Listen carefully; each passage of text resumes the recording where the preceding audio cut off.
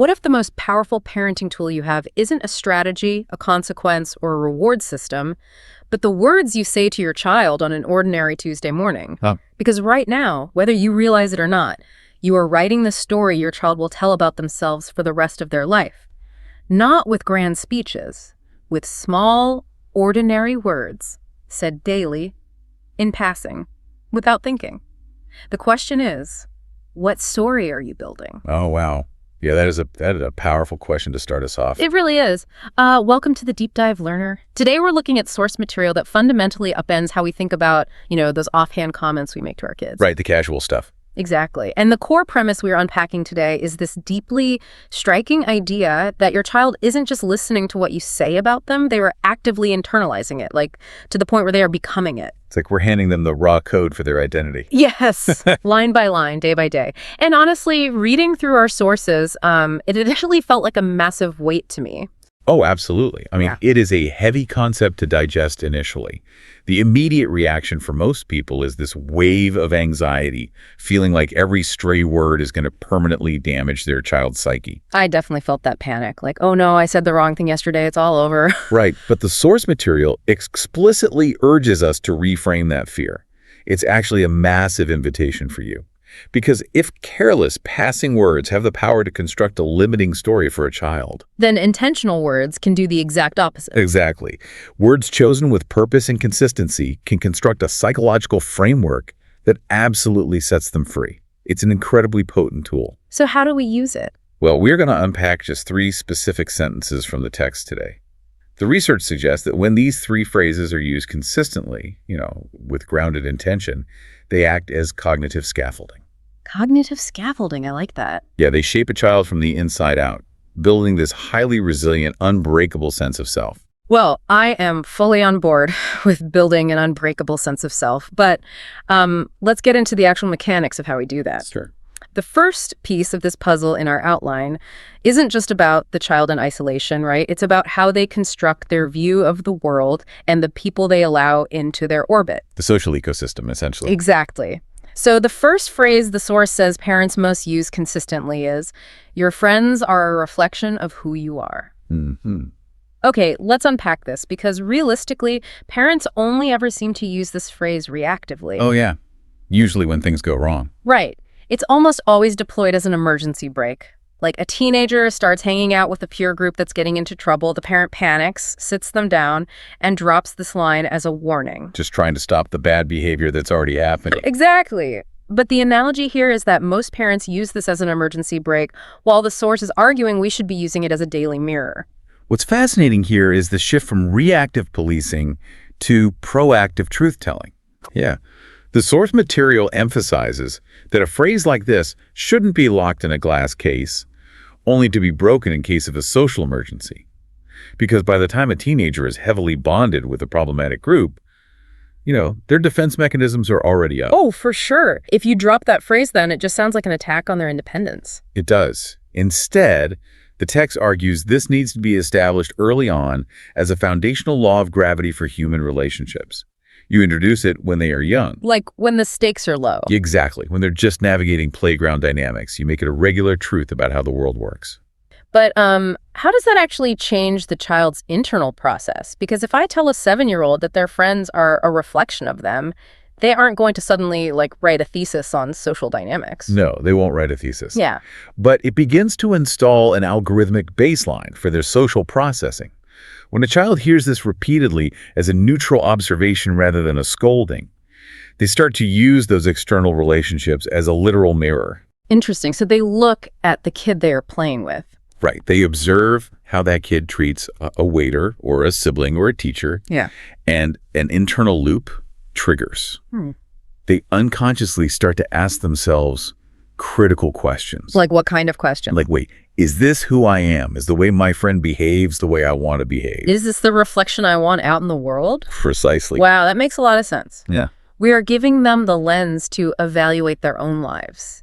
rather than evaluating it for them. Exactly. Because if we're being honest with the learner listening right now, the ultimate goal isn't for the parent to micromanage their child's social calendar forever. You just can't. No, it's impossible. And if you try to manually override their social choices, especially as they enter adolescence, it usually backfires spectacularly. They'll just hide their friends from you. They absolutely will.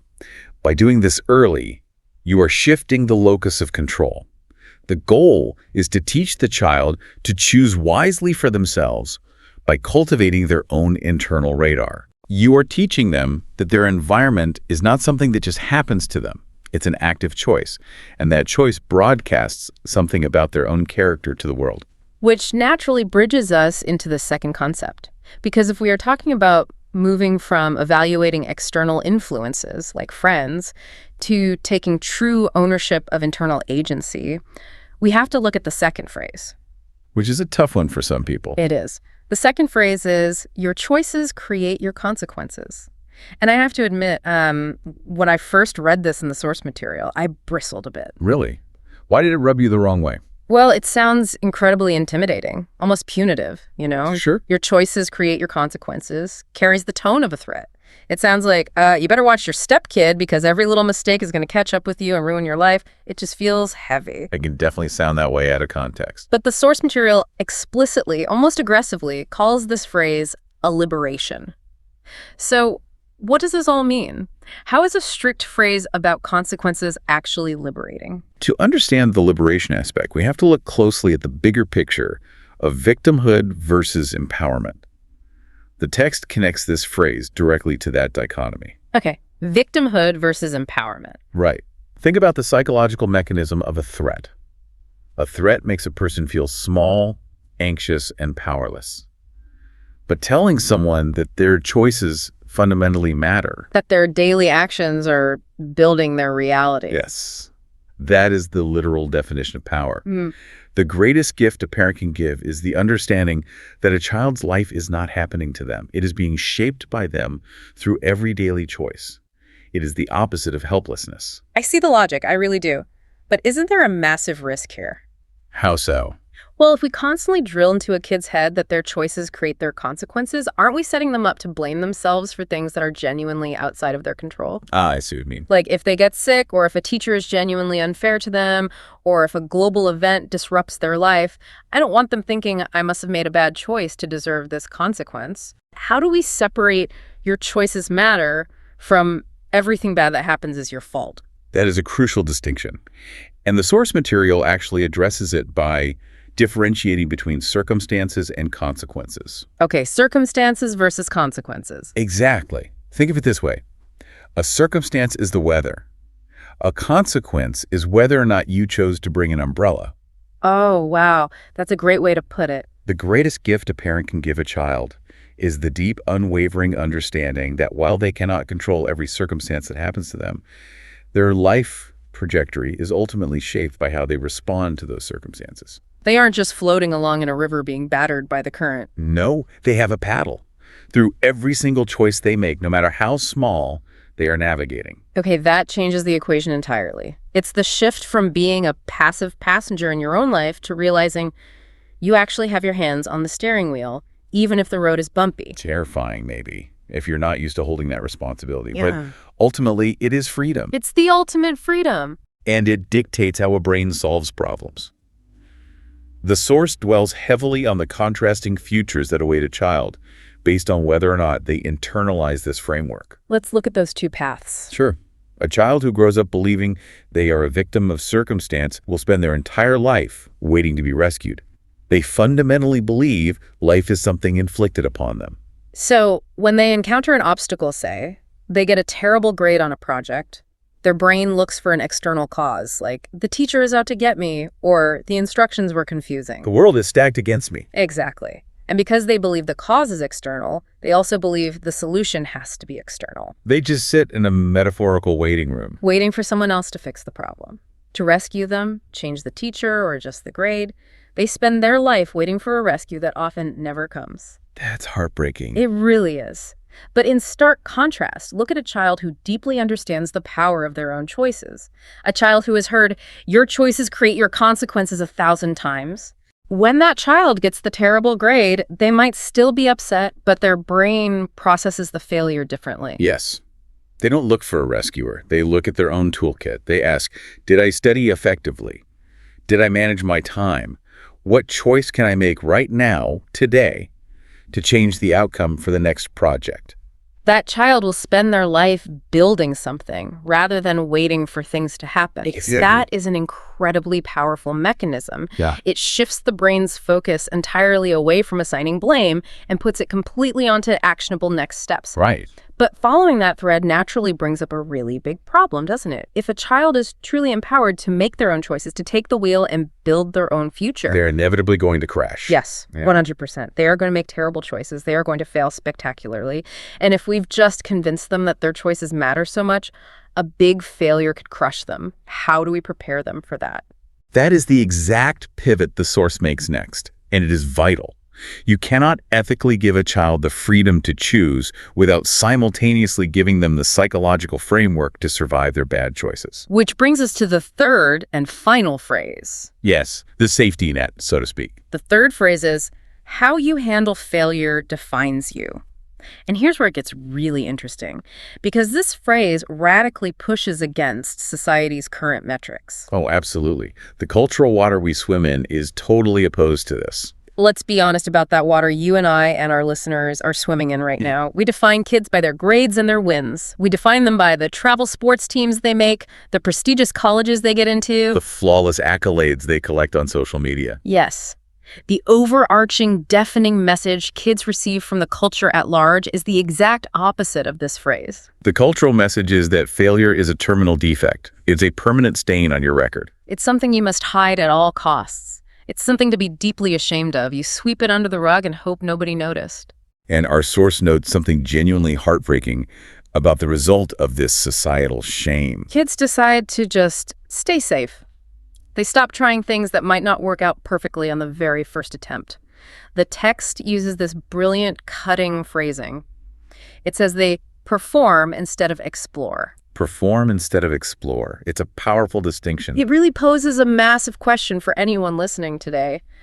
Are we raising performers or are we raising explorers? That distinction is everything when we look at long-term human potential. A performer is obsessed with optics. They carefully curate their environment, only taking on challenges they are mathematically certain they can beat. Which severely limits their growth. Exactly. They artificially lower their own ceiling to avoid the pain of looking foolish. An explorer, on the other hand, steps willingly into the unknown, knowing they might trip. They embrace the risk. If we connect this to the bigger picture, the source is offering a crucial reframe for the developing mind.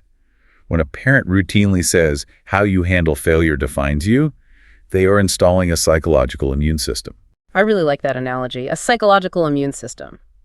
You need exposure to the pathogens, right? Yeah. The failures, the rejections, the mistakes. Yes, to build the antibodies of resilience. Because if you keep a kid in a sterile bubble where they never fail, the first time they step into the real world and catch a cold, it destroys them. That is exactly the mechanism at play. The source argues that we must teach children that failure is not the opposite of success. It is the path to it. Yes, it's not a dead-end street you back out of in shame. It is the path.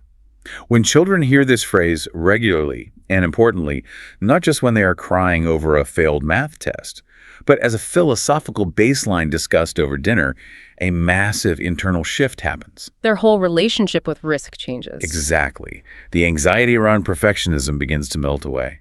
The cortisol spike associated with getting something wrong diminishes.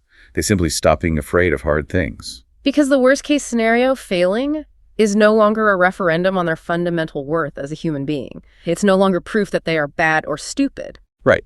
It is simply a test of their resilience. It's an arena to show who they really are. If the failure doesn't define them, but the recovery defines them, then suddenly the recovery becomes the main event. And as the source notes, that changes absolutely everything. If you are no longer afraid of hard things, the artificial ceiling on your potential completely disappears. You'll try out for the play even if you might not get the lead. You'll take the harder physics class even if it ruins your perfect GPA.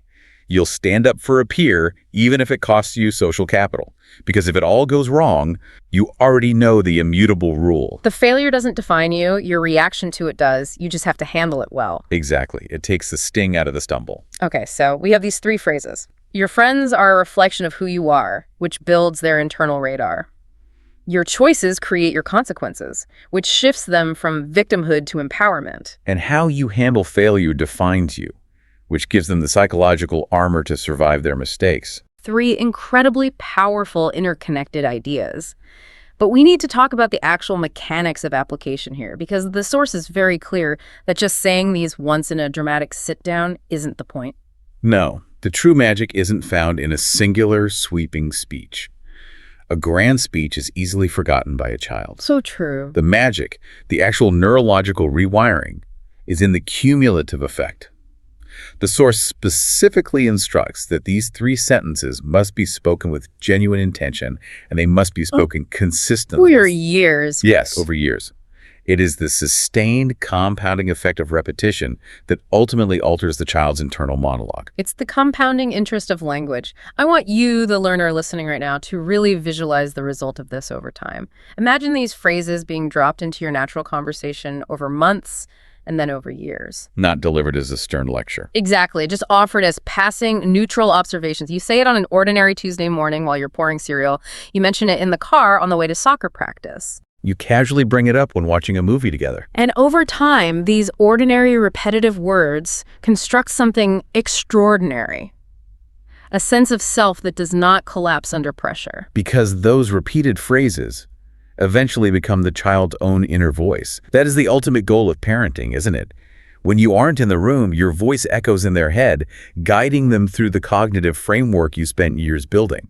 You are actively laying the psychological bricks. Yes. By choosing to speak these words daily, you are the architect of that resilience. It is a slow, quiet, often unglamorous build, but the structure it creates is unbreakable. It's profound to think about the latent power in our daily vocabulary. We spend so much time and energy looking for the right parenting hack, the perfect discipline system, the optimal school district. And the source material strips all of that noise away. Taking it right down to the bare metal. What are the actual words coming out of your mouth on a random Tuesday? It really does strip it down. But, we have spent this entire deep dive talking about the story you were building for your child through the words you say out loud. Yeah. It raises a fascinating question for you, the listener. What internal story are you currently writing for yourself with the silent words you use in your own head every single day? Because as we've learned, you don't just listen to the words you say, you become them. If this landed for you today, we've put together a free guide that goes deeper into all 3, exactly how to say them, when to say them, and what happens when you do. It's called Say These 3 Things to Your Child Every Single Day, and it's yours, completely free. The link to download it is right there in the description below, because some things are worth saying once, and some things are worth saying every single day. We'll see you in the next one.